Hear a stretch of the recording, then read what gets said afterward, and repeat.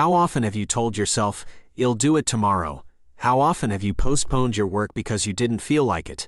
And how often have you told yourself that next week you'll finally start going to the gym? For most people, procrastination is a daily struggle.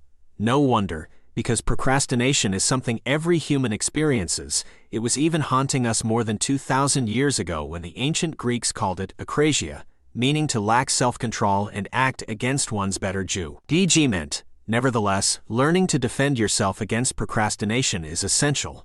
When you learn to overcome procrastination, your level of output increases exponentially, making you more productive than 99 of others in your field. In this video, I'll share the most valuable insights I've gained from one of the best books on conquering procrastination I've ever read, The War of Art by Steven Pressfield. According to Pressfield, there are a few common activities that trigger procrastination. You might recognize these in your own life. 1. Creative pursuits such as writing, painting, music, or acting. 2. The launch of any entrepreneurial venture or side hustle. 3. Diets or exercise regimens. 4. Courses, reading, or other forms of learning. 5. Activities that help with spiritual advancement. 6. Ethical, political, or moral behavioral change that betters society. 7. Taking a stand in the face of adversity. In other words, we often face mental resistance to those activities that benefit us or others in the long term but hardly reward us in the short term. Instead of working towards a long-term goal, we tend to fall for shallow distractions that provide instant gratification. It's critical to be aware of which activities trigger procrastination and mental resistance for you.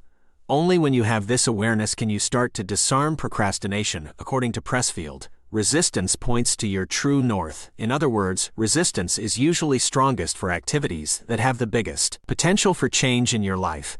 This is why we can use resistance as a compass for action. The more important a call or action is to our soul's evolution, the more resistance we will feel toward pursuing it. Personally, I experience more mental resistance towards writing than towards doing the dishes. I experience more resistance towards speaking on a virtual summit than organizing my files, and I experience more resistance towards going to the gym than purchasing new workout clothes. In other words, mental resistance shows me what's actually important in my life.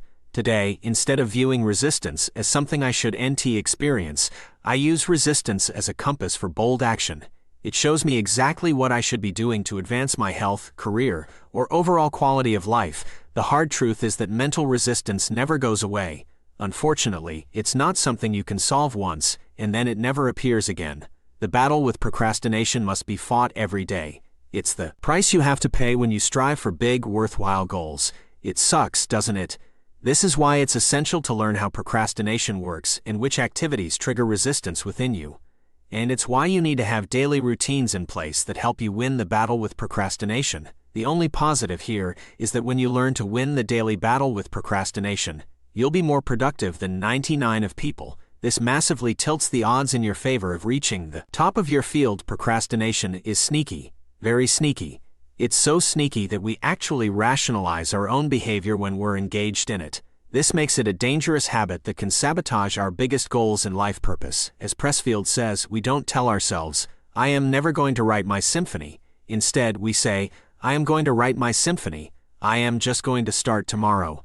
We actually believe ourselves when we say things like this, yet when tomorrow comes, we usually say the exact same thing. This is why procrastination is so sneaky. Each day we postpone our work, resistance slowly drains our passion, purpose, and ambition. "I'll do it tomorrow" has probably kept more people from fulfilling their potential than any other sentence. Don't do it tomorrow, do it today. Today is all you have. Stop fantasizing and do the work. Fantasizing was my #1 form of procrastination by far. Instead of actually doing the work, I could spend hours dreaming, planning, journaling, meditating, and visualizing about becoming successful. The problem with fantasizing and all activities associated with it about success instead of actually working for it is that it feels like you're making progress. But this is a false feeling.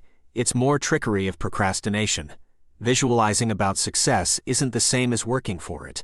Meditating on your goals isn't the same as putting in the work to achieve them. Journaling about your dreams isn't the same as working to make them a reality. I know the self-development industry can promote these activities a lot, and I do not deny these activities aren't helpful. But please realize they're not the same as doing the work. Not even close.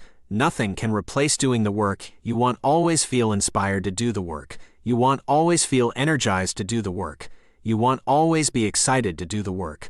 And that's perfectly fine. You don't have to feel good to do the work, but doing the work will almost always make you feel good. The circumstances will hardly ever be perfect, so you need to learn to sit down and do the work anyway. You need to learn to go through the sucky part. The part where you don't want to do the work. The part where you'd much rather distract yourself with Netflix or social media instead. Shut up and keep humping, as Pressfield would say. Whenever I don't feel inspired, excited, or energized to do the work, I remind myself of a quote by writer William Somerset Maugham who said, "I write only when inspiration strikes." Fortunately, it strikes every morning at 9 o'clock sharp. Pros don't wait for inspiration, excitement, or energy. They follow their schedule and sit down to do the work regardless. The funny thing is that inspiration, excitement, and energy tend to show up once you've gone through the sucky part. It's the power of momentum, the power of sitting down and doing the work. In part 2 of The War of Art, Pressfield writes about all of the rules that the pro follows compared to most amateurs. Here, I'll share the rules of the pro I found to be most impactful. 1. The pro shows up, where the amateur only shows up when he feels inspired, excited, or motivated. The pro follows the schedule and shows up no matter what. The pro realizes that showing up is the most important factor in beating procrastination. Each time you don't show up, resistance grows stronger and you'll be twice as likely to procrastinate again the next day. Show up, sit down, and do the work. Point 2. The pro is patient.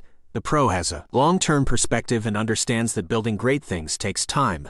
The pro is therefore patient and consistent. The amateur, on the other hand, thinks progress comes quickly and loses patience when results stay away. They quit, hop on other endeavors, and fall for hypes, fads, and trends, hoping to get rich quick or lose 10 pounds in 10 days. The pro realizes the importance of focus, patience, and consistency. Point 3. The pro acts in the face of fear. As Pressfield says, the amateur believes he must first overcome his fear, then he can do his work. The professional knows that fear can never be overcome. He knows there is no such thing as a fearless warrior or a dread-free artist. Pros are equally terrified of failure or criticism, but they force themselves forward despite this fear. The pro knows that once she gets out into the action, her fear will recede and she'll be okay. The pro doesn't let fear lead to procrastination. The pro acts despite the fear. Point 4. The pro doesn't take failure or criticism personally. One of the main reasons the amateur procrastinates is that they take failure and criticism personally. This paralyzes them. Another sneaky trick of procrastination. The amateur sees criticism of their work as criticism of them as a person.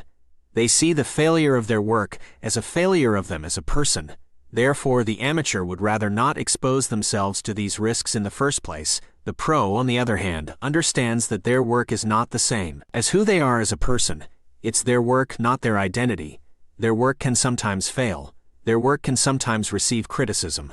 That's life. When this happens, the pro goes back to the drawing board, learns from their experience, starts again, and builds something better without attaching their work to their identity.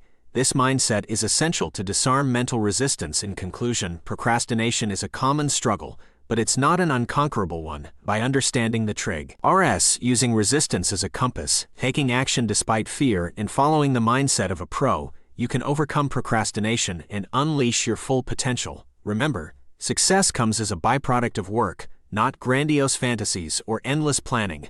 So shut up and keep humping. Today is the day to take action and do the work. Don't let procrastination hold you back from achieving your goals and living a fulfilling life. Thank you for watching this video. If you found it valuable and would like to support the channel, you can give a tip proportional to the value received. The link can be found in the video description. Now, I'd like to hear from you. What are the actions from this video that you are going to implement in your life? Let me know in the comments below. And as always, if you haven't already, make sure to subscribe to our channel, like this video, and hit the notification bell so you never miss an update. Until next time, keep fighting the battle against procrastination. And remember that today is all you have. Audi, one of the leading car manufacturers, found themselves in a tight spot during the 2006 edition of the 24 Hours of Le Mans race. This race is not only prestigious, but also has the power to make or break a carmaker's reputation. The Audi team was facing a major challenge. Their car was not fast enough to compete with the other contenders.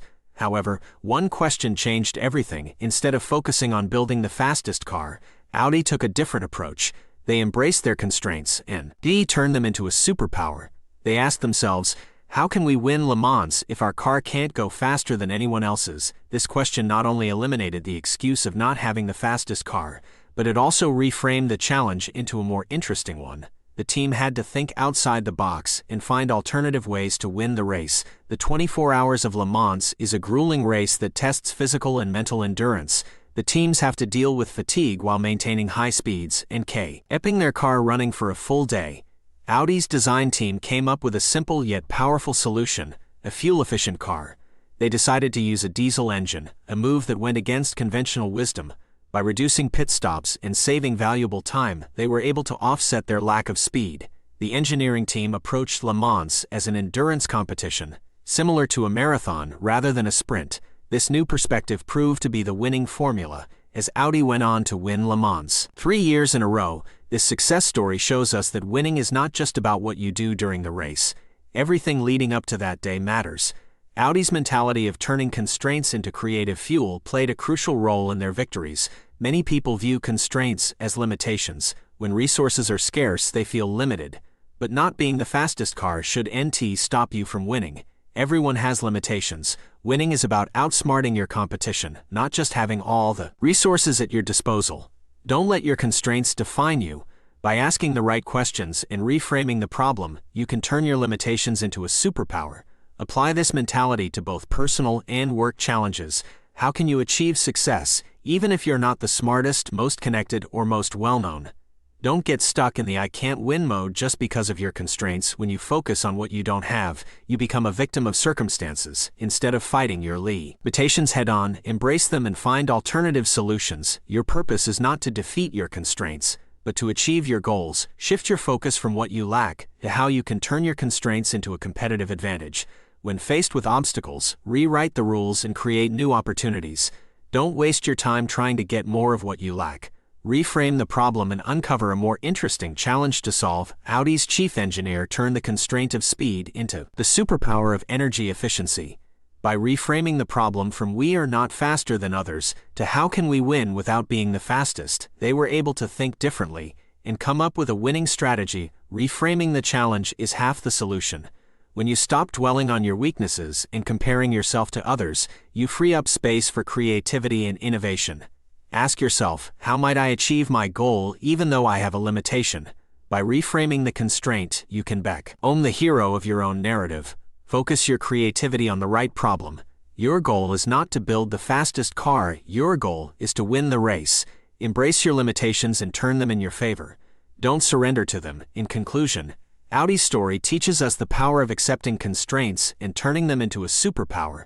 By asking the right questions and reframing the challenge, you can overcome any limitations and achieve success. Remember, winning is not about having all the resources, it's about outsmarting your competition. So, embrace your constraints, unleash your creativity, and become the hero of your own journey.